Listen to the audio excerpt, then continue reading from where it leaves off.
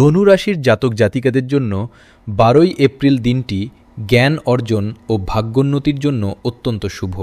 বৃহস্পতির প্রভাবে আজ আপনার প্রতিটি পদক্ষেপে ভাগ্যের পূর্ণ সমর্থন পাবেন।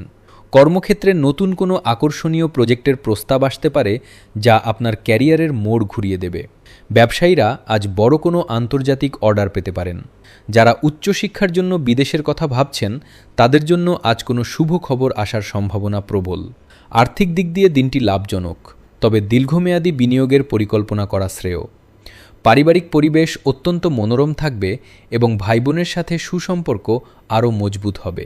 প্রেমের জীবনে আজ নতুন কোনো সম্পর্কের সূচনা হতে পারে।